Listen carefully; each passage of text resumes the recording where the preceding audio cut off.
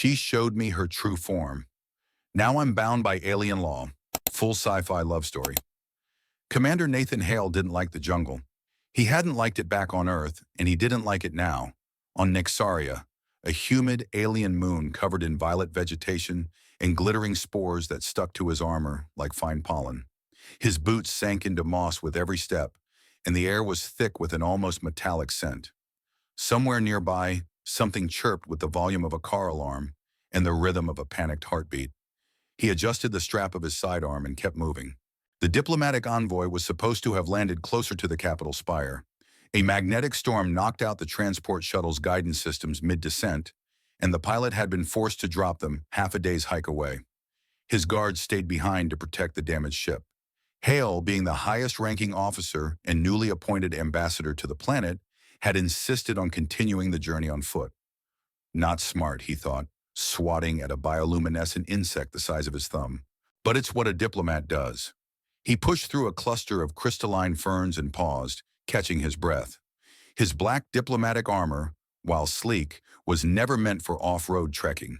It clung to his back with sweat, and the small vent nodes along his spine hissed with every effort to regulate his body temperature. Nyxaria had 2 suns, and both were in full blaze now. Twin orbs in the sky casting slanted shadows through the thick canopy above. His internal map blinked again. Destination, 0.5 kilometers, almost there. He took another step and stopped. A sound. Not the distant whine of fauna, not the rustling hiss of plant life. This was different. Water, splashing. Nathan crouched, his hand instinctively dropping to the sidearm. He moved forward, slower now, eyes scanning the trees. A beam of sunlight broke through the foliage ahead, casting reflections off what looked like, yes, a body of water. A small spring nestled in the side of a rock wall, steaming slightly, edged by silver pebbles. The water shimmered with a faint teal hue. And then he saw her. At first he thought she was part of the rock, a pale, glistening shape curled within the water. But when she moved, when her shoulders broke the surface, and her long hair clung to her back like strands of wet obsidian, he realized this was no natural formation. It was a woman, alien but unmistakably feminine. Her back was bare, smooth as porcelain, tapering to a narrow waist. Her skin carried an iridescent undertone, like moonlight against ice. Gills flared softly at her ribs. She moved slowly, almost like she was in trance, eyes closed, floating. She was beautiful in the way comets were beautiful. Dangerous, distant, impossible. He turned to leave. Now, immediately. Whatever this was, he was intruding. But then her eyes snapped open. They were black, not dark, black. Deep pools that seemed to stretch endlessly inward. She saw him. She moved with fluid speed, standing up in the pool, water cascading down her form. She reached for a length of translucent fabric draped nearby, wrapping it quickly around herself. But it was too late. Their eyes had met. He had seen. "You saw me," she said, her voice sharp, edged like the sound of crystal being chipped. "Human." Nathan raised both hands instinctively. "I didn't mean... Look, I was just..." Silence. She stepped forward in the water, rising to the edge of the spring. The fabric clung to her form but did little to hide it. Her face was angular and elegant, high cheekbones marked with faint glowing lines. She looked young, but carried herself like someone who had worn centuries behind her eyes. "By the laws of first sight," she said, her voice growing louder, "you have witnessed my unmasked form during a rite of truth. This is a sacred violation." Nathan blinked. "Unmasked form? You saw me as I truly am, not veiled by fabric or pretense. The bond is made. The choice must be honored." He felt his stomach twist. "Wait, what choice?"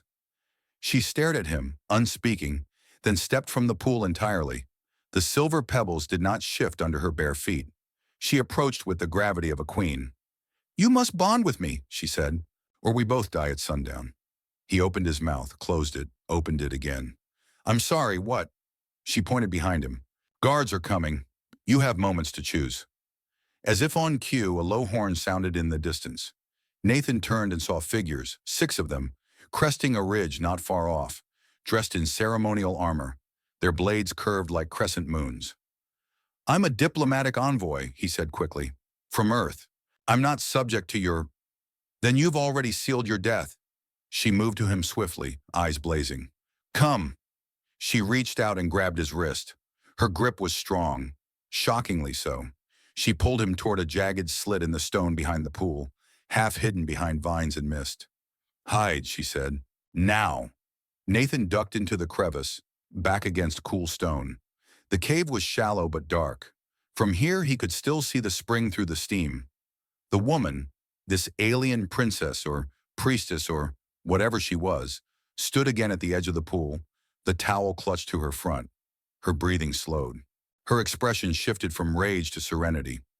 Moments later, the guards arrived. My lady Sira, said one. He bowed low. We did not expect your presence here. I come as I do every cycle, she said smoothly, to offer my truth to the pool. There are reports of a human male in this region. She raised an eyebrow. Would a human dare trespass upon a right of essence? Silence. I have seen no man, she said, folding her arms with imperial grace. And if one had seen me in such a state, would I not be the first to demand his execution? The guards exchanged uncertain glances. Nathan held his breath. After a tense moment, the guards bowed again. As you say, my lady, forgive our interruption. They left. When the sounds of footsteps vanished entirely, she turned to the cave. Come. Nathan stepped out cautiously. My name is Sira Valen. She faced him. The towel was now a flowing robe, translucent and iridescent, shifting with the mist. You have seen what is not meant to be seen, and now you are part of me? He shook his head. This is insane. No, she said, stepping closer. This is ancient. You were not chosen by chance. I don't believe in fate. Then believe in consequence. She stepped forward again, close now, her face inches from his.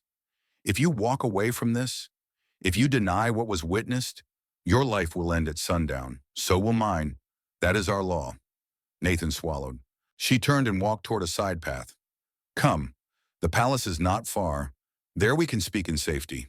He followed, because he didn't have a better option. Because her eyes were full of certainty, and the jungle was full of armed strangers. Because something inside him whispered that this moment, this bond, might change everything. Nathan didn't know what he expected from the journey to the palace. Maybe more jungle, maybe armed guards every few meters. What he didn't expect was the silence. They moved through narrow cliffside paths high above the steaming jungle canopy, where every step was muffled by thick moss and petals that fell like snow from vine-choked trees. The Nyxarian landscape was breathtaking. Crystalline ridges jutted into the sky like frozen thunderclaps. The air shimmered with faint ion fields, and glowing birds swept in lazy arcs overhead, leaving trails like comet dust. But it wasn't the scenery Nathan was focused on. It was her. Sira walked ahead of him with the effortless grace of someone who knew every stone and twist in the trail. Her robe fluttered in the breeze, revealing glimpses of the iridescent skin beneath. Even in silence, she radiated authority, intention.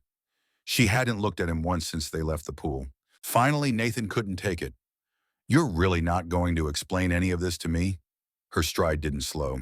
There isn't much to explain. You saw me, during a rite. The bond is formed. But it was an accident. I didn't mean to. There are no accidents during a rite of truth. She stopped suddenly. The wind tugged at her robe as she turned to face him. You're not a criminal, Nathan Hale, but you've committed a sacred act, one that cannot be undone. The only choice left is whether to honor it. He frowned. You keep saying that. Bond. Cannot be undone. What does that actually mean? Sira looked up toward the twin suns. Her expression softened, if only a little. You saw my true form, not just my physical self, but my essence. The pool doesn't just cleanse, it reveals. During a rite, our emotions, our core nature, are laid bare. When someone witnesses that, when they look upon it without filter or defense, it creates a soul tether, a recognition of truth. To reject that moment is to reject the self. And in our culture, truth is law. He blinked. That sounds poetic, also completely terrifying. It should be. She turned again and kept walking. Nathan sighed and followed. Let's pretend for a moment, he said as they descended toward a lower path carved into a cliff wall, that I go along with this. I pretend we're bonded or mated or married or whatever your law calls it. Then what? You get protection, I get spared, and we part ways once diplomacy sorts itself out? She laughed. It was a short, humorless sound. You think that's all this is? He shrugged. I think this is political theater. I think you're smart enough to know an off-world diplomat can't be forced into a mystical marriage without Earth throwing a fit. Do you think Earth can help you here? She asked, turning sharply. Her voice was quiet but heavy. Your embassy is 3 days away. Your own people likely think you're already dead given the storm. And on this world, your laws don't matter. We welcomed you, but now the springs have spoken. Nathan opened his mouth, closed it again, and kept walking. They passed through an archway of stone vines, and suddenly the terrain shifted. The jungle dropped away, revealing a flat plateau that extended toward the gleaming spires of the Nyxarian capital. It was like something from a dream, buildings shaped like folded light, growing from the earth rather than constructed, translucent towers lit from within by pulsing veins of living energy. Above them, sky ships hovered on magnetic currents, gliding silently between domes. That's your capital? He asked. Sierra nodded. The crystal seat. My father rules from its highest spire. Of course, royalty. She gestured toward a side path hidden beneath a canopy of vines. We'll take the lower passage. I have ways into the palace that aren't official. He arched a brow. You sneak in and out of your own home? I'm a woman of many secrets, she replied. They entered a shaded tunnel. Crystals embedded in the rock glowed with soft blue light, illuminating the path like floating candles. As they walked, Nathan glanced at her. Sierra Valen, you said your name like I should know it. She gave a wry smile. Daughter of Chancellor Valen. He leads the High Circle of Council. Ah, so I accidentally violated the princess. She stopped, turning to face him fully. Her expression was unreadable. You didn't violate anything. You witnessed. There's a difference. The moment hung between them. The cave was quiet, but for the soft hum of energy in the walls. I didn't mean to, he said. I know, she replied, but intention doesn't change truth. They kept moving, deeper into the heart of the palace's understructure. Soon the air changed, cooler, more refined. The walls shimmered with faint magical runes. They emerged into what looked like a private chamber carved into the cliff. A view opened up over the city below. Soft cushions and hanging silks adorned the space. Sierra moved with practiced ease, lighting a small crystal orb with a brush of her hand. It filled the room with warm, golden light. Nathan remained near the entrance. This is your room? One of them. Nice. I'm guessing the guards don't know we're here? They will soon. She walked to a cabinet and poured 2 glasses of iridescent liquid from a decanter. You're not the first outsider to misunderstand our ways, Nathan, but you are the first to be chosen by the pool in over a century. He took the glass, hesitating. So what does chosen mean exactly? That I have to marry you or be executed? Sierra sipped her drink. Essentially. That's insane. She tilted her head. Is it? Your people bind themselves by contracts and oaths. We bind through truth, through essence. Our way is older, more honest. It's fatal, she smiled faintly. Only if you reject it. Nathan turned away, pacing toward the window. The view was stunning. The city glowed like a living circuit board. And somewhere out there, Earth's diplomats were probably panicking. He was off-grid, and now apparently betrothed to an alien noblewoman. I came here to negotiate a trade agreement, he muttered, not get soul-bound to a mystical stranger in a waterfall. Sierra set her glass down. You keep calling it an accident. But what if it wasn't? He glanced at her. What? She stepped closer. The pool doesn't show itself to everyone. You had to be near it. You had to look. What if that was fate? I don't believe in fate. Then believe in patterns. You crossed a world to come here. You walked alone into the jungle. You reached the springs just as I was performing the rite. Even I hadn't planned that timing. Something guided you. He shook his head. No, I don't buy that. She reached out suddenly and touched his chest. The air shimmered. He flinched but didn't pull away. Her fingers rested just above his heart. The skin beneath his armor tingled, not painfully, but like something ancient had stirred awake. You feel it, she whispered. He didn't answer. It's not just ritual, she said. The bond is real. That's why you're still here. You could have run back into the jungle. You didn't. I'm here because I didn't have a better option. Are you sure? He met her eyes. They stood there for a moment, neither speaking. The hum in the room seemed to deepen. Then a knock at the stone wall interrupted them. Sierra stepped back, and the doorway shifted open. A young woman entered, dressed in royal livery. My lady, your father has summoned you to the high chamber. Already? Sierra asked, her tone sharp. There is word of an incident in the Eastern Grove. Guards reported unauthorized presence near the sacred pools. Sierra turned to Nathan. They know. I thought your lie worked. Not with the high circle watching. She gestured. Come. They moved quickly through the palace, slipping into hidden corridors that twisted between spires and courtyards. Nathan barely had time to take in the sights. Floating walkways, gardens of starlight flowers, wind harp sculptures that sang as they passed. When they reached the high chamber, two towering doors shimmered and parted at her touch. The council chamber was circular, with crystalline thrones arranged like petals of a flower.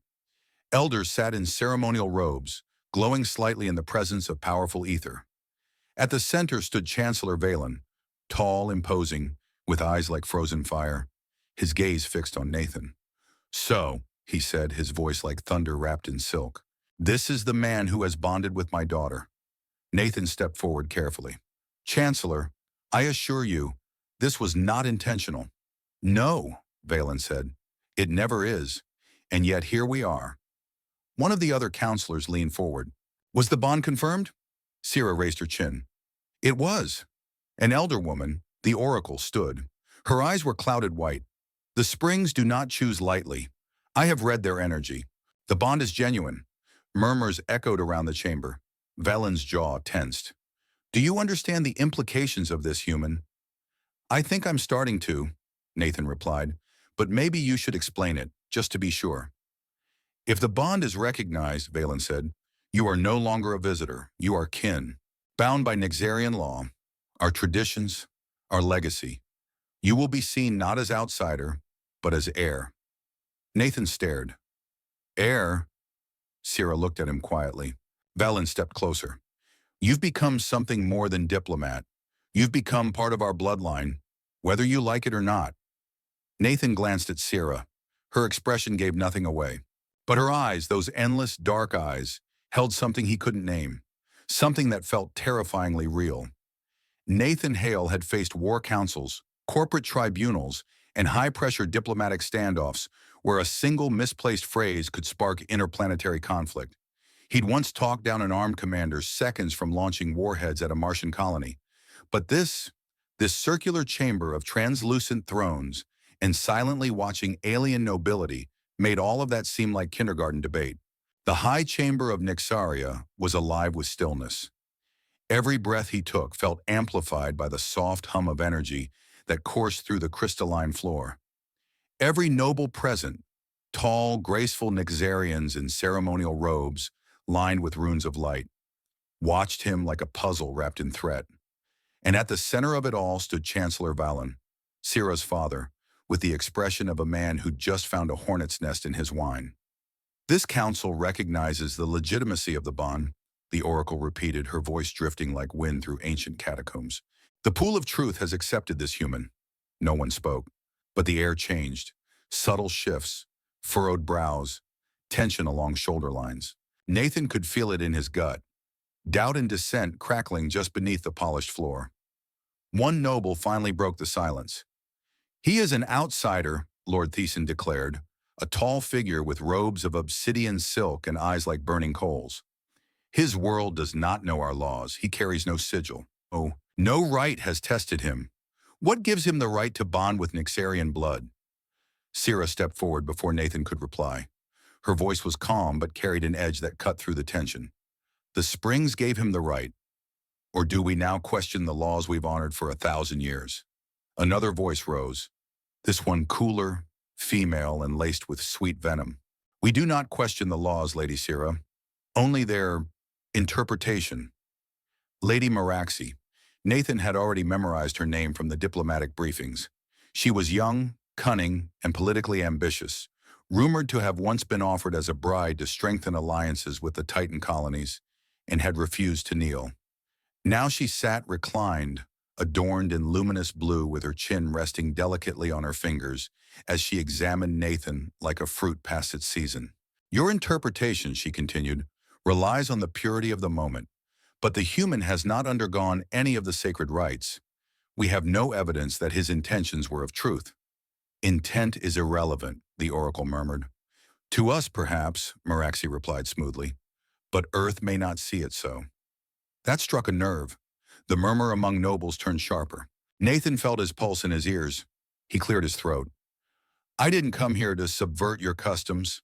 I didn't intend to spy on a rite or violate your laws. But I also didn't run. I respected your sacred ground once I understood what had happened. Several nobles looked toward him now, some skeptical, others curious. I'm not asking to be treated as royalty, Nathan said, but I'm also not going to deny what happened between me and Lady Sira. I saw her in that pool, yes, but I saw more than her body. I saw something true. Sira glanced at him, just for a moment, but her eyes held something deeper than appreciation, something quietly shaken. And truth, Nathan added, shouldn't be punished. A pause. The oracle looked pleased. Lord Thiessen scowled. Lady Meraxi smiled like a cat watching a mouse recite poetry. Chancellor Valen stepped forward, hands behind his back. His voice rumbled like distant storms. If the bond is to be honored, he said, then the human must face the right of observation. Nathan blinked. What's that? A test, Sira answered softly, witnessed by the court, to determine if your essence resonates with Nyxarian truth. Great, he muttered. I love exams. It will be conducted at first moonrise, Valen continued. Until then, the human will remain in the palace under guard. He is not to leave the inner grounds. Nathan straightened. With respect, I'm a representative of Earth. I'm not under house arrest. You are bonded to my daughter, Valen said. You are under protection. Choose your words carefully. Sira placed a hand on Nathan's arm before he could respond. Come, she said quietly. There's much you need to know. They left the chamber together, the crystal doors sealing behind them like a vault closing around secrets. Sira led Nathan through a high hallway flanked with mirrors. Only they weren't really mirrors. They shimmered and shifted like water held in glass, occasionally flickering with images of past memories. A child running, a council meeting, a figure in armor kneeling beside a wounded Nyxarian. This wing is attuned to memory, Sira said, her tone quieter now. It shows what it thinks you need to see. Creepy, he muttered. It's meant to provoke introspection before rites. They stopped before a set of tall doors, her private chambers. She opened them with a simple gesture, and they stepped into a curved room filled with flowing silks, glowing flora, and a window that overlooked the sunlit cityscape below. Nathan exhaled. So, that went well. Sira ignored the sarcasm. She walked to a cabinet, retrieved a decanter of clear pale wine, and poured him a glass. Drink it. It helps settle emotional echoes. Emotional echoes? You'll feel them, she said. The palace isn't just stone. It's sentient crystal. It reflects what you feel, suppresses chaos, or amplifies it. He downed the drink in 2 gulps. It was smooth, citrusy, oddly grounding. Sira sat on the edge of a hanging bench, crossed her legs, and looked at him without expression. You need to understand what you're walking into. I'm already in it, he said. The right of observation will not be easy. You'll be stripped of defenses, mental, emotional, even genetic overlays. The court will look inside you, see your flaws, your truths, your fears. Sounds intimate. It is, and it's public. Nathan exhaled and rubbed his face. And if I fail, you'll be deemed unworthy. The bond will be declared false. The penalty is execution. He looked up sharply. Still, even after all this? She nodded. The law does not bend, even for those it claims. A long silence passed between them. You don't want this, he said finally. Do you? Her jaw tensed. I didn't expect this. That's not the same. But if you could choose... Sira didn't answer immediately. She stood, walked to the window, and placed her hand against the glass. I was supposed to be betrothed this season, To a noble from the Southern Isles. Political, strategic, sterile. We'd shake hands, pose for holographs, maybe share a child by decree. Nathan's brows furrowed. Sounds romantic. Duty is rarely romantic, she said. She turned toward him. But you came instead. You saw me. Not my face, not my rank, my truth. Her voice dropped a note. Do you know how rare that is, Nathan Hale? He didn't reply. She stepped closer. The light from the room caught her eyes in strange ways. Depths within depths. I don't know if the springs chose you for me, or me for you, but something in that water bound us. I can feel it. Nathan stared at her, unsure if the racing in his chest was fear or something else. And if I walk away, he asked. Sira touched his chest again. That same shimmer, that same warmth. Then you'll take a part of me with you, she whispered, and I will still be the one who dies. He closed his eyes. The weight of her hand was terrifyingly light. I don't want you to die, he said. Then don't let them doubt. The rite of observation took place in the Hall of Vale, the oldest chamber in the palace, built from stone that predated Nyxarian recorded history. Nathan stood barefoot, stripped of his armor, wearing only a woven tunic of starlace. In front of him, the council gathered in tears. Behind him, a monolith of translucent stone pulsed with runes that responded to heart rate, hormonal surges, and psychic energy. Everything he felt was being recorded. Begin, intoned the oracle. The stone lit. Sira stood nearby, her face unreadable, hands clasped tight in front of her. Nathan met her eyes and she gave a single small nod. One by one, the runes began to pulse. A voice echoed across the chamber, not spoken, but felt, a whisper in the blood. What do you fear, Nathan Hale? Images flared before his eyes. His father on his deathbed, the Martian colony burning, the boy he failed to save on Europa. Blood, fire, failure. He flinched. The runes flared red. He heard the council shift, murmuring. He breathed deep, centered himself, spoke aloud. I fear not being enough. The red faded to violet, calming, accepting. What do you desire? He turned instinctively toward Sira. The room held its breath.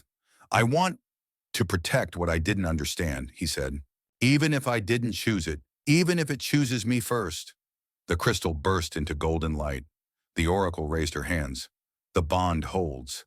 The council erupted in murmur, some pleased, some suspicious. Chancellor Valen's face was carved from stone, but Lady Meraxi's expression was sharp, calculating, and in her eyes, Nathan saw the next game already being planned.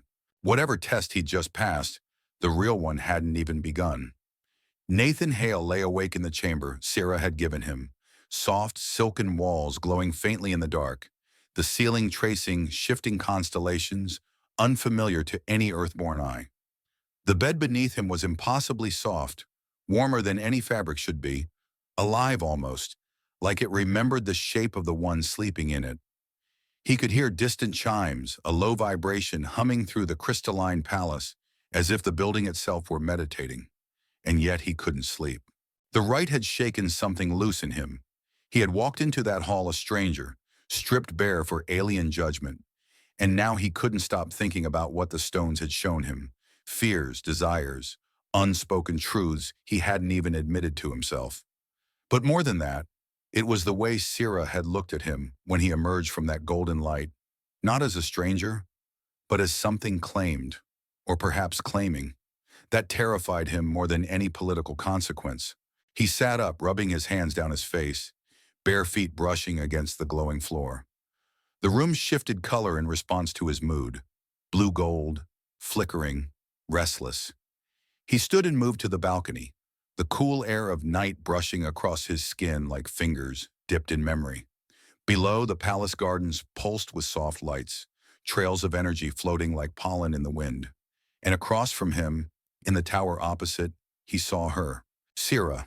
She stood alone in her private observatory, one hand on the glass, her back to him. She wore a sheer ceremonial robe that clung to her frame, shimmering like the night sky. She didn't move, but he felt it. She knew he was watching. And still, she didn't turn away. He stepped back into his room, heart pounding. Later, he found himself walking toward her chamber. There was no announcement, no guards.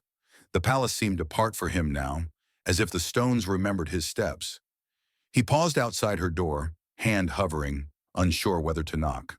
But the door slid open silently. She was waiting.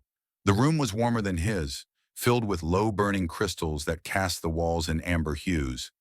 She sat beside a wide reflecting pool carved into the center of the floor, her legs tucked beneath her, the silk of her robe trailing into the water. Her hair was unbound, falling down her back like strands of night. "You couldn't sleep either," she said softly, not turning. "No," he replied, stepping inside. "Too many thoughts." She gestured to the space beside her. "Come, let them float for a while." He sat down, leaving a respectful space between them. The pool glowed faintly with light from beneath, the water still except for the occasional flicker of energy, like the tremble of a heartbeat. Neither of them spoke. Not for several minutes. The silence wasn't awkward. It was expectant. "I saw you tonight," he said finally, "at the observatory." "I know. Why didn't you turn around?" "Because if I had, you would have walked away." He glanced at her, studying her profile, the sharp lines of her cheekbones, the softness of her mouth. "You're sure of that?" "I know the weight in your eyes," she said. "I feel it. You're not afraid of me. You're afraid of what this is becoming." He didn't answer.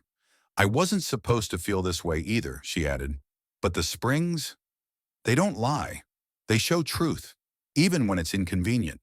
"Truth can be manipulated," he said, his voice lower. "Twisted, especially by people in power." She turned to face him now. "Do I strike you as someone easy to manipulate?" "No," he admitted. "You strike me as someone who could burn down a dynasty with a single look." She smiled. "Good." He reached into the water, fingers swirling gently. "So what do we do now?" She mirrored his motion, their hands brushing briefly beneath the surface. The water reacted instantly, glowing where their skin touched. Neither pulled away.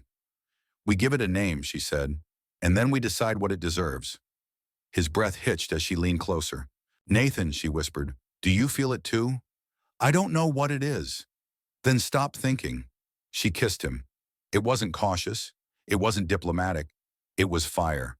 Her lips were warm, insistent, pulling him towards something deeper than flesh. He kissed her back, hands finding her waist, the silk of her robe slipping beneath his fingers, like water over glass.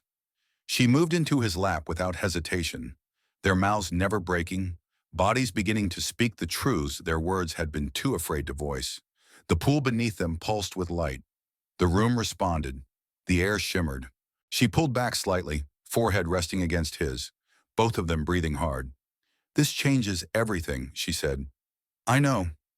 They kissed again, and again, until the whispers of the palace became the rhythm of their joined bodies, until flesh and flame moved in harmony, until nothing existed but heat and clarity, and the stars outside watching two souls finally collide. Somewhere else in the palace, someone watched. Lady Meraxi stood before a scrying crystal, eyes narrowed. The oracle had warned of this, that their bond would solidify not just politically, but physically, that once their energies intertwined, it would be impossible to sever them without catastrophic cost. But Meraxi wasn't interested in prophecy. She was interested in power. And this bond, this union, this thing between a human and the daughter of the chancellor, it was an infection, a crack in the crystal. If allowed to spread, it would destroy the purity of Nyxarian sovereignty. Her fingers traced a symbol across the crystal surface, activating a private channel. "Bring me the relic," she whispered. "We test the strength of this so-called bond and remind the palace what tradition means." The next morning, Nathan woke to Sierra curled against his side, hair tangled over his chest, one leg thrown across his body. Her skin was warm, glowing faintly where it touched his. He didn't move. He didn't want to. There was something sacred in this quiet, a peace that felt earned. "I think I like waking up like this," he said softly. She stirred, lifting her head just enough to look at him. "Then do it again tomorrow." "You'll still want me tomorrow?" She smiled sleepily. "I'll want you until the moons fall." He kissed her, but peace, as ever, was fleeting. Later that day, the chancellor summoned them. The High Council chamber was full, and this time, the mood had shifted. Where once there was curiosity or skepticism, now there was something colder. Something sharpened. Valen stood at the center, face carved from stone, but it was Lady Meraxi who stepped forward. "There has been a petition," she said, voice calm, hands folded, "to invoke the right of purity." Nathan tensed. He didn't like the sound of that. "The right," she explained, "tests not just the truth of the bond, but the purity of its intent. It is ancient, rarely invoked, but never denied." "And what exactly does this right entail?" Sierra asked tightly. "A trial," Meraxi replied, "of resonance. If your souls are truly woven, the crystals will sing. If not, they will shatter." Nathan frowned. "That sounds dangerous." "It is." He looked at Sierra. "Is this real? Can they do this?" She nodded grimly. "It's an old test, cruel, but lawful." Nathan stepped forward. "Then let's do it." Sierra turned to him. "Are you sure? I've already walked through your truth. You've seen mine. If this court needs a song to believe it, then let's sing." And from across the chamber, Meraxi smiled. But there was something wrong in that smile. Something waiting. Something that whispered not of truth, but sabotage. The chamber of resonance was built into the belly of the mountain, far beneath the luminous towers and crystalline bridges of Nyxaria's palace. No windows, no light from suns or moons. Only the slow pulse of the stones themselves, like the deep heartbeat of the world. Nathan Hale stood at the center of the circular space, his feet bare against living rock that shifted gently beneath him with every exhale. The walls curved inward like a great womb carved from violet quartz, veined with ancient sigils that pulsed faintly with lavender light. The silence was thick, holy. Even the guards at the door breathed carefully. Sierra stood across from him, draped in translucent silk woven with star metal thread. Her hair was bound in ceremonial braids, cascading over her shoulders like a waterfall of night. Her eyes met his, open, unflinching. She wasn't afraid, but she was bracing. He had never seen her look more regal, or more vulnerable. Oracle Evira stepped between them, barefoot and robed in raw linen. Her hands were painted with ancient ink, lines that snaked across her fingers like rivers of prophecy. She spoke in a voice both warm and carved from stone. "Before the first throne was carved, before the moons bore names, the trial of melding was the only law between Nyxarian souls. Those who claimed unity were brought here, to the deep chamber, to be tested not by word or blood, but by resonance." Nathan swallowed, aware of the hundreds watching in silent judgment from the elevated terraces above them. Lords, ladies, advisors, diplomats, spies, and most of all, Lady Meraxi, leaning forward with the anticipation of someone expecting a collapse. "Resonance is truth," the oracle continued, "the joining of essence. Two voices, two bodies, one harmony, or to dissonance and destruction." Nathan looked at Sierra. She extended her hand. He didn't hesitate. He took it. The chamber responded instantly. A low harmonic hum rose from the stones, vibrating up through their bare feet, into their legs, their spines. The sigils brightened. The air thickened with energy. Nathan felt it in his bones, like pressure, like music that hadn't yet been played. Or perhaps was always playing, just outside the reach of his human senses. Oracle Evira stepped back.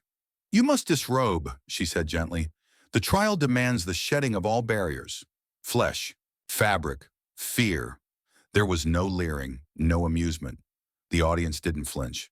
Because to Nyxarians, nudity in this space was not erotic. It was sacred. Still, Nathan's heart thudded as he began to remove the ceremonial tunic. Beside him, Sierra did the same, her fingers moving with practiced reverence. When they stood fully revealed before each other, the chamber itself shifted. The stones brightened. The sigils bloomed into swirling rings of color, and something in the air clicked. Nathan's breath caught, not from embarrassment, but from connection. He had seen her before, in the pool. But this was different. This was not a glimpse. This was an offering. Her body was slender and strong, etched faintly with markings that seemed to glow in rhythm with her heartbeat. Her breasts rose with slow, deliberate breaths. Her hips curved in defiance of the coldness of power, and her eyes, those deep, dark stars, never left his. She looked at him too, not at his scars or the darker skin across his shoulders, or the human muscles he carried from years of training. She looked at the space between them, the invisible current, the thing unspoken, and then they stepped forward. Hands met hands, chest met chest. Their foreheads touched. The resonance began. The sigils on the walls flared to life. Sound, low, like whale song, rose from the ground circling them.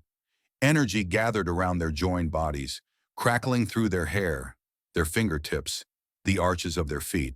It wasn't painful, but it was real, like lightning held just outside the body, like truth sharpening the air. Nathan gasped. He could feel her thoughts, not words, not memories, feelings, loneliness from childhood, duty, desire, moments of rebellion, the cold ache of being seen only as a political asset, the sudden spark of his name the first time she heard it, the way her stomach turned the moment she realized she was beginning to hope. It flooded him, and she felt him too. The shame he carried from the Europa incident, the scars left by a mother who never returned from a mining mission, his fear of failure, his yearning for meaning, his desire for her. Sierra trembled in his arms. The sigils spiraled faster. Now, the oracle called from beyond the hum. You must bind, not in word, in will. Nathan closed his eyes. He let everything else go. He pulled her against him, not with arms, but with spirit. He opened the gate inside himself that he had always kept sealed, the one that said he didn't deserve to be seen, and he let her in. Sierra cried out. The energy exploded. Light surged from their bodies, white hot, blinding, rippling through the chamber with the force of a starburst. Nathan felt himself lift off the floor, not flying but rising. Sierra was with him, her hands around his face, her mouth inches from his. The music turned to thunder. The crystals sang, and then the tones shifted. One note off, just slightly, a dissonance. Nathan's eyes flew open. Sierra gasped. No, something's wrong. The light around them flickered. Suddenly, pain, like ice through his chest, like fire at the base of his spine. The harmony was breaking. The sigils distorted. The oracle looked up, alarmed. This is sabotage. The crystals on the far wall cracked. Above, in the terraces, panic spread. Lords stood. Guards unsheathed weapons. Nathan gritted his teeth. Sierra! She clutched him, eyes wild. It's not you. It's them. Someone's poisoned the resonance. He felt it then. A thread of wrongness woven into the energy. Not from them. Injected. Artificial. From the terrace above, Meraxi's smile twisted. She had brought something forbidden into the chamber. A resonance disruptor. A relic banned centuries ago, designed to sever bonds by corrupting frequency at its source. But Sierra didn't let go. Neither did Nathan. Their bodies pressed closer, sweat slicking skin, foreheads locked. Don't break, she whispered. I won't. I trust you. And he believed her. He pulled, not physically, but with everything in him.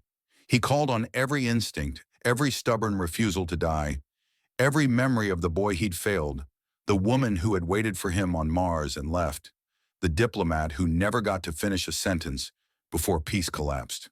And he poured it into her. The pain shattered, the note corrected, the resonance locked. The chamber exploded with sound. The walls sang a new song, one never recorded in Nyxarian history, a tone born of human adaptability and alien truth, a chord that rang through the palace, through the city, through the heavens above. When it ended, they collapsed together, gasping, bodies tangled, sweat slick and glowing. Silence. Then, applause. Thunderous. The council rose. The oracle stepped forward, tears on her cheeks. Resonance. Perfected. The bond had not just survived, it had evolved. Later, in their private chamber, Sierra sat with her legs wrapped around Nathan's waist, her head resting on his chest. You saved me, she murmured. No, he replied, running a hand through her hair. We saved each other. The trial was supposed to affirm our bond, not strengthen it. He chuckled. Maybe we broke the test. No, we rewrote it. They kissed again. Slow, lingering, no pressure, no ritual, just them. When she pulled back, her eyes were soft. I think I'm falling in love with you. He pressed his forehead to hers. I already fell. And outside, far above the chamber where they had nearly died, a storm gathered. Meraxi was not done, but neither were they. The air in the palace felt different after the trial of melding. Where once there had been whispers, now there was silence. Where once eyes had followed Nathan Hale with suspicion, now they tracked him with reverence or fear. And where once Syra walked as a daughter of the Chancellor, now she moved like a force of prophecy. But prophecy had never scared Nathan. Silence did. He noticed it first during the state dinner 2 nights after the resonance trial. The grand hall, adorned with arches of living crystal, was filled with Nyxarian nobility clad in flowing silks, faces painted in ceremonial glow. Plates of exotic fruits and luminous wines were passed along like treasures. Music whispered in the corners. And yet there was no laughter. The nobles watched him like a fire they had no idea how to contain. Syra sat beside him at the head of the long table, her expression carved in elegant serenity. She looked every inch a future sovereign, but beneath the calm, he could feel her fingers curl against his under the tablecloth. Tense, guarded, Nathan leaned closer. "We're being hunted, aren't we?" She didn't look at him. "Worse, we're being waited for," he exhaled. "That's comforting. Be ready tonight. After the guests leave, I need to show you something." That something turned out to be a corridor that didn't exist on any map. They slipped from the public chambers after the feast, their robes exchanged for travel gear. Syra led him through a mirror in her personal quarters that rippled like water when she touched it with 2 fingers and whispered a phrase in Old Nyxari. Beyond it, darkness. "This passage leads to the underworld," she said, "beneath the central palace, where the truth lives. I thought we were done with truth trials. This isn't a test, it's a confession." They descended together, following a narrow path cut through raw mountain. The deeper they went, the more the temperature dropped. The more the lights dimmed, the more the silence pressed in. Nathan noticed markings on the walls, runes half buried under dust, carvings of ancient Nyxarians with elongated limbs and eyes like suns. Not art. History. At the base of the stairs, they entered a circular cavern with a single crystal basin in the center. Water shimmered inside, untouched by time. "This is the archive of oaths," Syra said. "Every bond that ever changed the shape of our people began here." Nathan stepped forward, mesmerized. "What are we looking for?" But before she could answer, her knees buckled. "Syra!" He caught her before she hit the stone. Her skin burned like fire, eyes glazed, body shaking. She collapsed fully into his arms, her breath a broken rhythm. "Poison," she whispered, her voice barely audible. "Meraxi, she used..." The trial. Nathan's heart nearly stopped. "No, no, no, no, stay with me." She was convulsing now. Her markings flickered like failing lights. Instinct took over. He tapped the comm unit at his collar. It blinked red. No signal. "Of course it's blocked," he muttered, lifting her in his arms. He carried her from the chamber, retracing their steps in near darkness, legs moving with blind certainty. The entire time she trembled. Her breath came in gasps. Her eyes fluttered open just long enough to say his name. Not for help, just to make sure he was still there. He reached the top of the passage and slammed his palm against the crystal seal. It refused to open. "Override," he growled. "Nathan Hale, Earth Ambassador, Priority Alpha." No response. He didn't hesitate. He reached into his belt and pulled a small black vial. It was illegal on Nyxaria. Forbidden even to speak of. Earth-grade nanite therapy. Emergency use only. Dangerous for cross-species application. He held it to her lips. "I don't know if this'll save you or kill you," he whispered, "but I'd rather die trying than watch you fade." He broke the seal and let a single drop fall into her mouth. The reaction was instant. Her body seized. Light burst from her skin, white and violet. The markings along her arms lit like circuits. Her back arched. She screamed, and it wasn't just pain. It was energy, power, reboot. Then, silence. She collapsed into him, still, pale, but breathing. He held her close, one hand over her heart, feeling it, slow, weak, but steady. And he cried. Not loudly, not theatrically. Just tears pressed into her hair, whispered into her neck. "You're not leaving me," he said. "You hear me? I already claimed you. You don't get to run." Syra awoke hours later in her chamber. disoriented, aching, but alive. The first thing she saw was him. Nathan sitting beside her bed, eyes red, hair a mess, armor half stripped, fingers laced through hers like a vow. She tried to speak. He shook his head. Don't talk. Just rest. You're safe. She smiled faintly.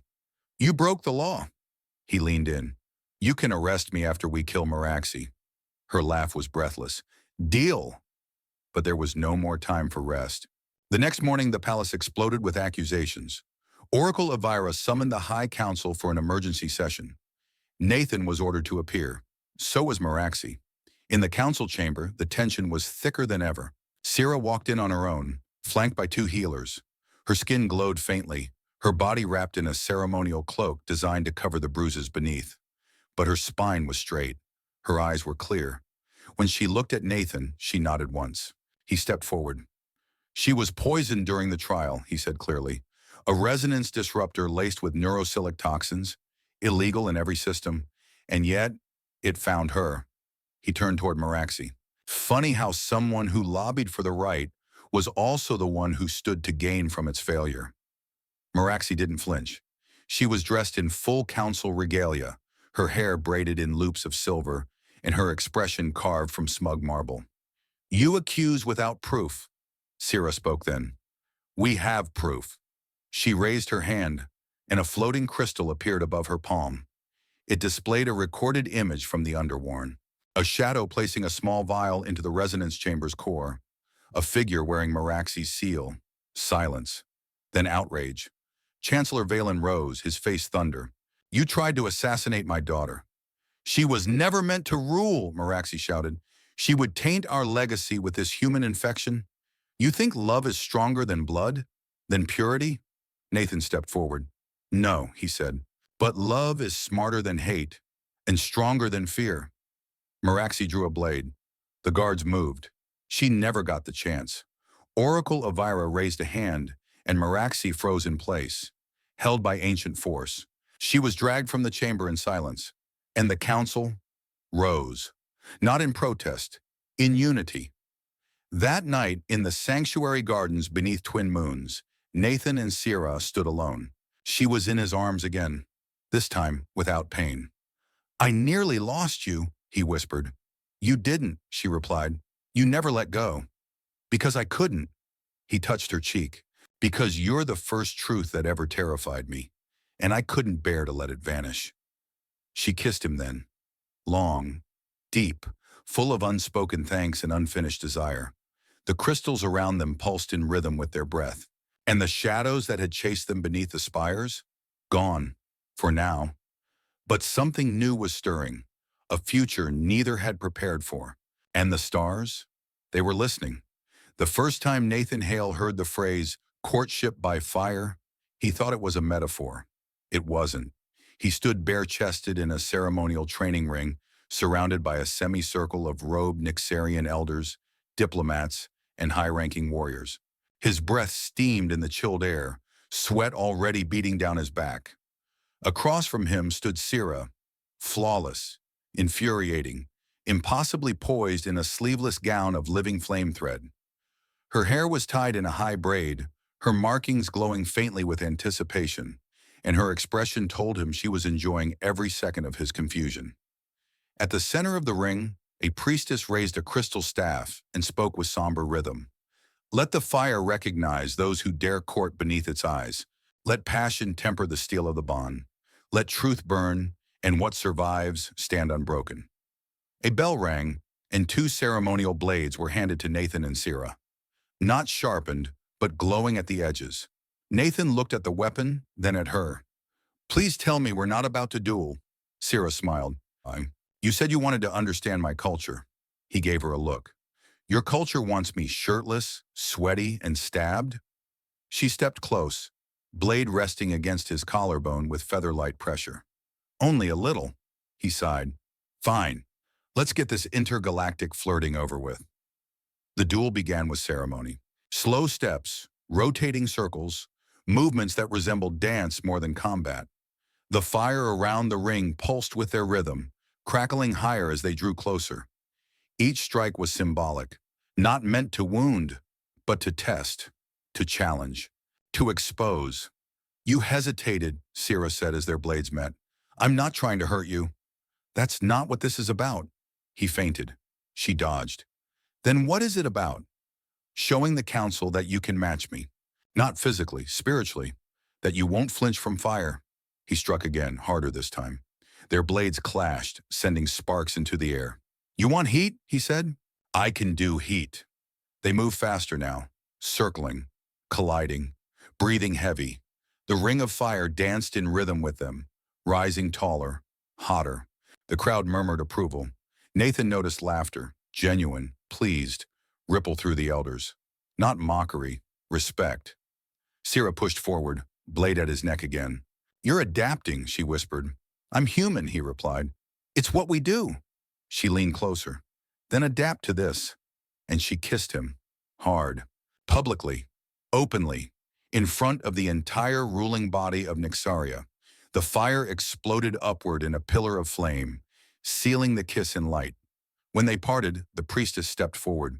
Let it be known, she declared, that the bond has endured trial, that fire has accepted their courtship, that no path now lies between them.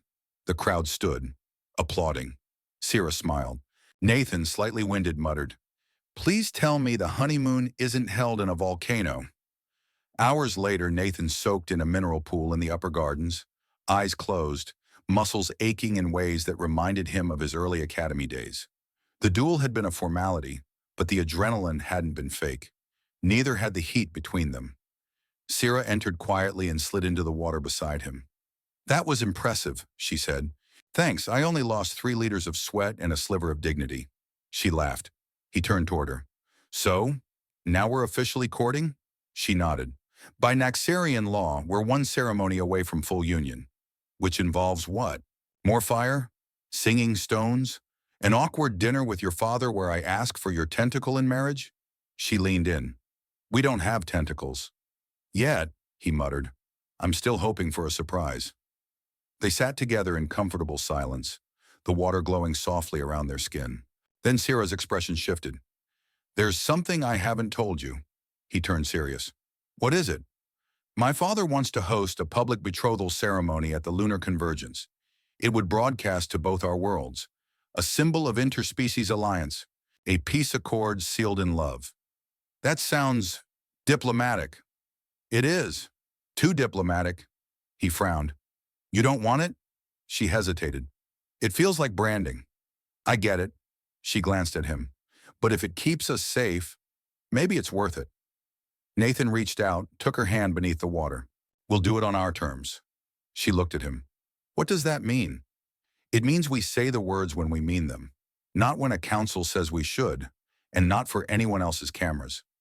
Sira stared at him, surprised. Most humans would want the attention, she said. He grinned. Most humans haven't seen you nearly die twice in 1 week. I just want to keep you breathing. She kissed him again, softer this time. And when she climbed into his lap beneath the water, there were no words, only heat, and the soft, slow glow of skin on skin. But elsewhere in the palace, another storm gathered. Earth had sent an envoy. They arrived without warning, docking at the orbital embassy with full diplomatic immunity and armed security. A woman stepped off the shuttle first, tall, dark-skinned, with a stern jaw and a face Nathan knew all too well. Ambassador Yelena Voss, his former commanding officer, his former mentor, his former lover. Sira stood beside him as she watched the holoscreen displaying the shuttle arrival. You didn't tell me she was your past, she said. Nathan sighed. It didn't seem relevant. She looks like someone who thinks everything is relevant. She's not wrong. An hour later, they stood before Yelena in the high diplomacy hall. She wasted no time. You've gone native, she said, walking in a slow circle around him. Silk robes, crystal tattoos, a soul bond with a non-human princess. Nathan didn't flinch. I'm where I need to be. Earth doesn't agree. Earth sent me to build peace. Earth didn't authorize you to create a hybrid dynasty. Sira bristled. Nathan stepped forward. If you're here to challenge the bond, don't bother. I've passed every trial, publicly. This isn't about trials, Yelena said. It's about power and perception. You're making Earth look weak. He crossed his arms. No, I'm showing Earth what strength looks like when it chooses unity. Yelena turned to Sira. What if I told you your precious human once walked away from an alliance with the Martian colonies because he fell in love with someone on Europa? Sira blinked. Is that true? Nathan didn't flinch. Yes, I chose love. I lost her. I made mistakes. But I won't walk away from you. Sira's voice was calm but sharp. Then perhaps Earth needs to decide if love is still part of its vocabulary. Yelena stared at her for a long moment. Then she smiled. Faint. Calculated. I look forward to the ceremony. And she turned, leaving a trail of tension in her wake. Later in the gardens, Sira sat in Nathan's arms beneath a glowing canopy. You didn't tell me about Europa, he sighed. It didn't seem like something I should carry into us. It is, you carry it anyway. He nodded. I didn't leave because I was afraid of her, he said. I left because I was afraid of what I'd become if I stayed. Sira touched his jaw. And what are you now? He met her eyes. Someone who knows exactly what he wants. She pressed her forehead to his. Then claim it. And in that garden they said their vows again. Not before a council, not before the stars, but before each other. Alone, unshakable, untouchable. And the fire that burned between them was no longer trial. It was home. The palace thrummed with preparation. Every corridor echoed with motion. Servants weaving silken tapestries laced with Nyxarian light runes. Engineers configuring the solar harmonics for the grand convergence ceremony. Scribes painting sacred glyphs onto the massive veil that would drape over the bonded pair as they stepped into the Hall of Union. Musicians rehearsed in the upper gardens, their instruments tuned to planetary frequencies. Everything glittered, everything hummed, and in the center of it all stood Nathan Hale, half-dressed, wholly uncomfortable. Do I really need the shoulder vines? He asked, frowning at the mirror. A palace tailor, small, feathered, and unbothered, clucked his tongue. They represent the thread of joining. They cannot be removed. I can't feel my arms. That's tradition. Sira's voice echoed from the adjoining chamber. That's the point, Nathan. He glanced toward the doorway. Remind me again how your outfit isn't slowly strangling you? She appeared then, and his sarcasm caught in his throat. She wore a ceremonial gown of woven crystal fiber, weightless, glowing softly against her skin like moonlight captured in motion. Her hair was unbound, cascading around her shoulders, and her markings, normally faint, blazed in soft red, the color of awakened bond. Nathan stared. You look like a dream the stars forgot to wake from. She smiled, walking toward him. And you look like someone trying very hard not to pass out in formal wear. He grinned. Fair. They stood together for a moment, letting the silence settle around them. I still can't believe we're here, she murmured. After everything. He took her hands. We're not here because of politics or performance. We're here because you pulled me from a life I didn't know was empty. She leaned forward, resting her forehead against his. And you pulled me from one I didn't know was lonely. They kissed, slowly, like breathing, like the first day of light after a long winter. And the palace sang around them. But beneath the harmony, something stirred. Nathan felt it first that night. They were lying together in the bonding chamber, the night before the ceremony, skin to skin, limbs entwined, the sheets tangled at their feet. Her body molded against his, warm and still. His hand lay over her stomach, a place he'd come to rest naturally without thought. And then he felt it. A flicker. A pulse. Not hers, not his. Something else. He pulled back slightly. Did you feel that? Sira blinked sleepily. Feel what? He stared at her, his palm still pressed to her belly. There was something, like movement. She placed her hand over his. For a moment, they waited. And then, faint but unmistakable, a flutter, a ripple beneath the skin. Her eyes widened. Nathan exhaled. Sira. She sat up slowly, covering herself with the sheet. It's too early. The gestation cycle, our healers said it wouldn't be possible for several more rotations. He touched her cheek. You're glowing. I always glow. No, this is different. She glanced down at her body. Her markings had changed. They now pulsed with two distinct rhythms, her own, and something new. I need the oracle, she whispered. Oracle Elvira met them in the sanctum that night. She didn't speak at first. She simply placed her hand over Sira's stomach, eyes closed. The chamber dimmed, falling into a stillness that hummed with latent power. After a long moment, the oracle opened her eyes. "You carry a convergence." Sira's breath caught. "A what?" Nathan stepped forward. "Is it dangerous?" The oracle was quiet.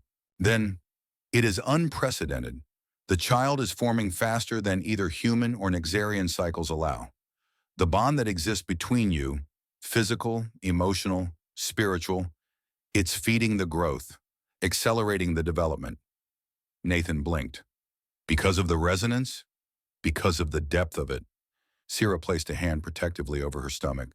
"Is it safe?" "For now," Elvira said. "But if the energy continues to grow unchecked." She didn't finish the sentence. Nathan stepped forward. "Then we regulate it. We rest. We avoid stress." Sira smiled faintly. "That's going to be hard with the wedding tomorrow." The oracle nodded. "I will prepare a warding circle to stabilize the aura. But you must be cautious. Your bond is no longer just between you. It is expanding." Nathan wrapped his arms around Sira from behind, hands gently crossing over her stomach. "We'll be careful," he said. But the weight of what they now carried pulsed beneath his skin like a promise or a warning. The morning of the ceremony arrived with twin sunrises and whispers from every corner of the system. The broadcast had reached Earth. Nathan's image, arm in arm with the radiant heir of Nyxaria, dressed in flame thread and bonded through resonance, had triggered global response. The headlines ranged from reverent to reactionary. Earth envoy marries alien princess. Peace or power grab. First human Nyxarian child expected. Genetic crisis or evolutionary miracle. Hail the traitor or hail the bridge. Yelena Voss watched from the orbital station, expression unreadable. In the palace, Nathan adjusted his collar for the 5th time. "You know," he said, "when I imagined proposing to someone, I pictured a ring. Maybe a speech. Not a planetary alignment and 20 million viewers." Sira reached for his hand. "We can still write our own vows." He smiled. "I already did." "You did?" He nodded. "Want to hear them?" She leaned in. "Now?" He lowered his voice. "I promise to annoy you every morning. I promise to challenge your pride and defend your name. I promise to fall in love with your mind again every day. I promise that even if the stars fade, I won't." Sira's eyes shimmered. "That's not a vow," she whispered. "That's a soul print. I learned from the best." She kissed him then, long and deep, until the attendants had to awkwardly clear their throats to remind them the ceremony was about to start. The Hall of Union stood at the peak of the crystal spire, its floor open to the sky, allowing the twin suns to cast a shifting halo of gold and violet across the altar. Nathan and Sira stood hand in hand, wrapped in ceremonial silk, the bonded thread woven around their wrists. The oracle raised her hands. "Let this union be sung by the stars, witnessed by ancestors, and etched into the bones of both worlds." The suns reached convergence. The crystal beneath their feet pulsed. Sira turned to him. "Now!" Nathan nodded. Together they spoke. "I saw you in truth, and I chose. I saw you in truth, and I remained. Let the skin remember. Let the soul keep vow." The threads shimmered, the chamber filled with light, and then a tremor. Just beneath Nathan's feet, he stiffened. Sira's eyes widened. "Nathan!" The oracle stepped forward. "Hold steady!" But the tremor surged. The markings on Sira's skin flared. Brilliant, brighter than ever before. The light exploded across the chamber, sweeping through Nathan like lightning through marrow. He cried out, not in pain, but in sensation. Too much, too vast. He dropped to one knee, gasping, and then he felt it again. The flutter. Only now. It was a heartbeat. The child was awake and watching. The ceremony paused but did not collapse. The oracle calmed the energies, wrapping a ward of white crystal around Sira's aura. The light dimmed. The silence returned. But something had changed. The council gathered in hushed tones. Yelena Voss appeared on the platform, summoned by protocol. Nathan stood again, still shaking, his hand clinging to Sira's. "This wasn't supposed to happen," he muttered. "It's not a disaster," the oracle said. It's a revelation. Sierra turned to Nathan, her voice trembling. We didn't just bond with each other. We bonded with what's coming. Our child. It isn't forming in flesh alone. It's forming in energy. Yelena stepped forward. You're saying this child is more than biological? The oracle nodded. The first of a new resonance lineage. One that may reshape how both our peoples define life. Sierra stared at Nathan. We didn't plan this. He squeezed her hand. But we're not running from it. Yelena stared at them, then turned to the council. Earth will need time to evaluate what this means. Politically, medically, ethically. The oracle stepped forward. Then Earth may watch, but it may not interfere. Sierra stood tall. This isn't a diplomatic outcome anymore. This is a family. And Nathan, tired, overwhelmed, and so deeply in love he could hardly stand it, said the only thing that felt right. Then let's protect it. The child pulsed again beneath her skin. A promise, a warning, a new future. And somewhere far below, in a chamber long sealed, a second resonance crystal, dormant for centuries, flickered to life, as if answering. Nathan Hale could no longer hear silence. Not truly, not after the ceremony, not after the resonance wave had swept through him like a second heartbeat, folding his thoughts inward and outward at once, pulling him into something older, larger, impossibly vast. Since that moment, even in stillness, he felt it, a soft humming like the breath of a sleeping giant, a pulse beyond time, and every time his fingers brushed Sierra's skin, that hum grew louder. He didn't tell her at first. He didn't want to worry her, but she knew. She always knew. It had been 4 days since the bonding convergence, 4 days since their child had pulsed like a sun inside her, and the resonance crystal buried deep beneath the palace had responded like an echo across centuries. 4 days since Oracle Elvira had begun speaking in half-finished prophecies, and council members started fearing not diplomacy, but divinity. Now they stood at the edge of something ancient, and Nathan knew they could no longer stand still. Sierra, he whispered, brushing her hair from her forehead as she lay curled against him in their chamber. We need to go down there. She blinked sleepily. To the foundation vault? He nodded. The old crystal answered us. It called to us. You felt it. She sat up slowly, her hands protectively over her lower belly. I did. Whatever this is, whatever our bond awakened, it's more than just bloodlines or politics. She took a slow breath. You think it's calling the child? No, he said. I think it's remembering them. She stared at him, and in her silence he knew she agreed.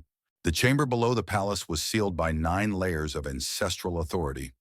Only once in 1,000 years had the inner gate been opened, and even then, only by the previous oracle, and only at the moment of Nyxaria's near collapse during the orbital siege wars.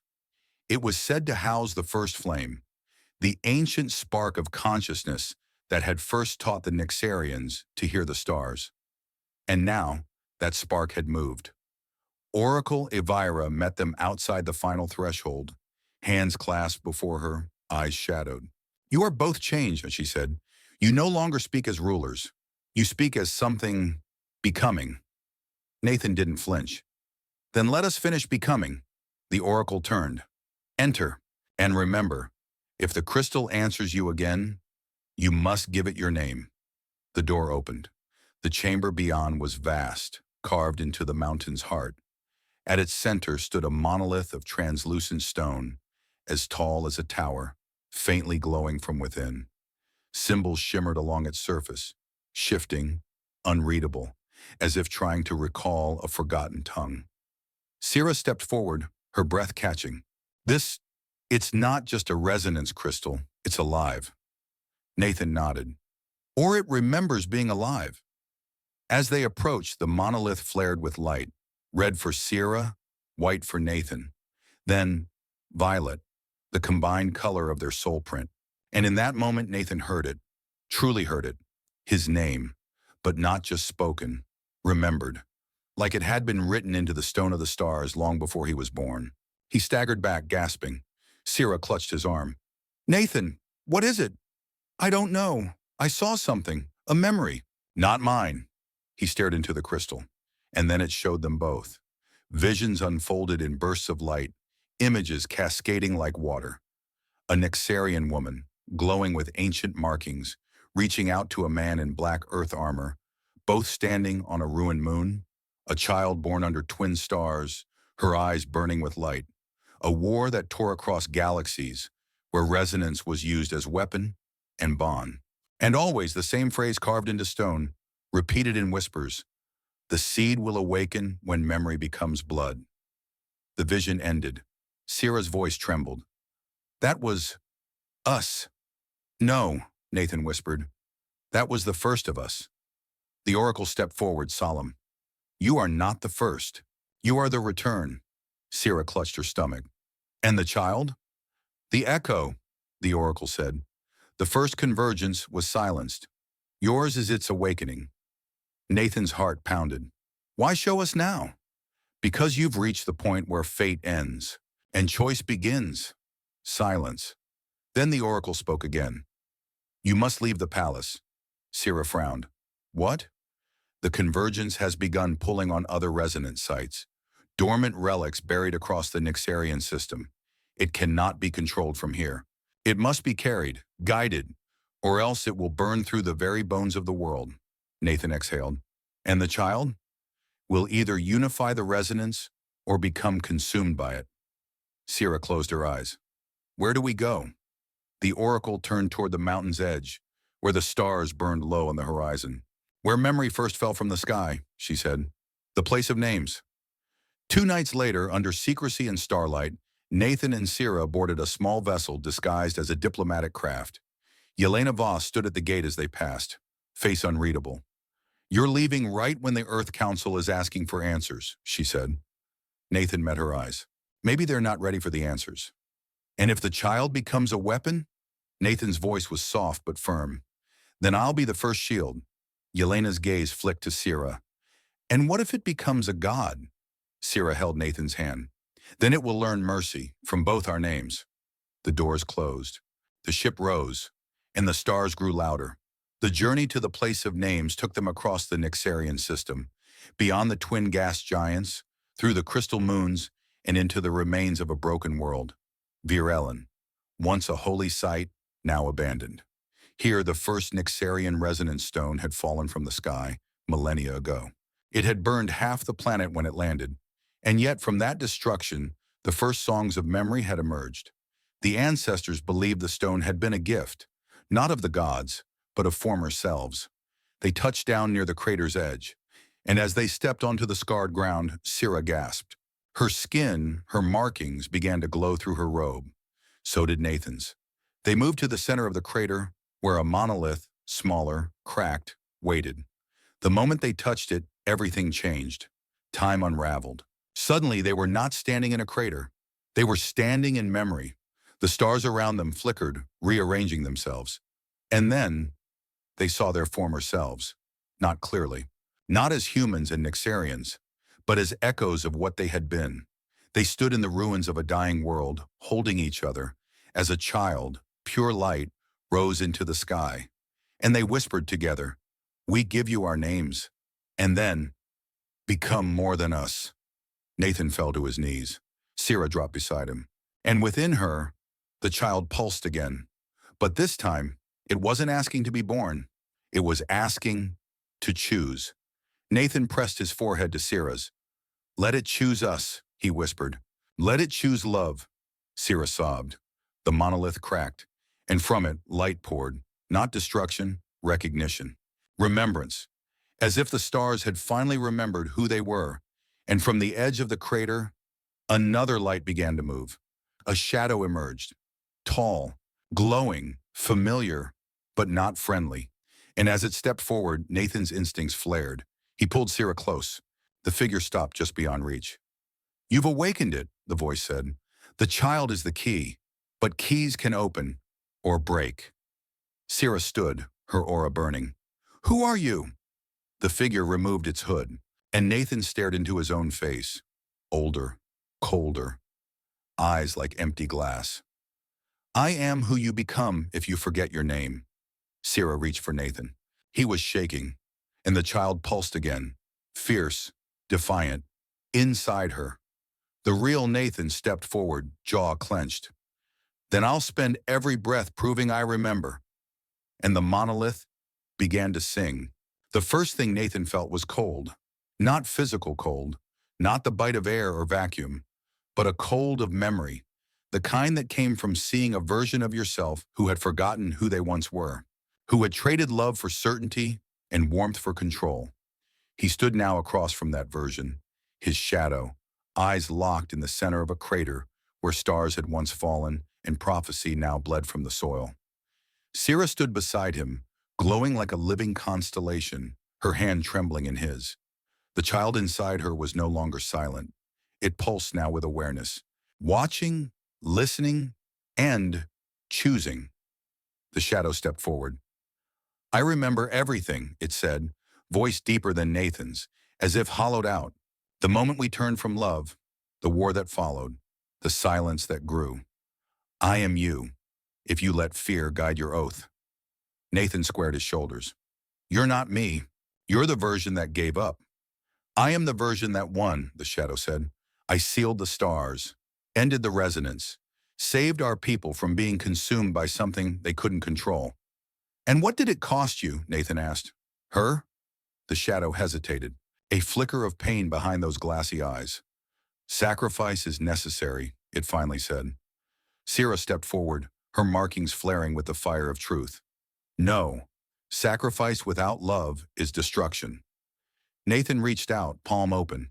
Come back, he said to his shadow. Let the stars remember both of us, as we were meant to be. For a moment, just a breath, the shadow faltered, and then it attacked. There were no weapons, no swords, no energy fields, no drones, only memory, only soul. The battle that followed was not seen by the eye, but felt, like tidal waves crashing inside the mind. Nathan felt his limbs freeze as doubt surged through him.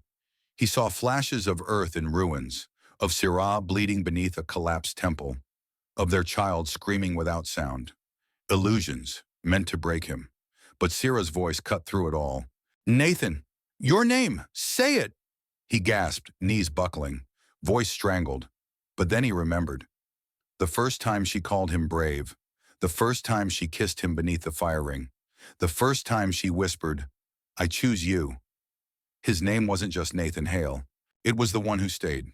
He stood tall. I am Nathan Hale, son of earth, bonded to Sirah of Nyxaria, father of the child who sings in starlight, and I will not be unmade. The crater shook. The monoliths surrounding them blazed to life, and the stars above, distant, watching, flared. His shadow screamed, fracturing like glass struck by sound. But Nathan didn't attack. He stepped forward, and he embraced it.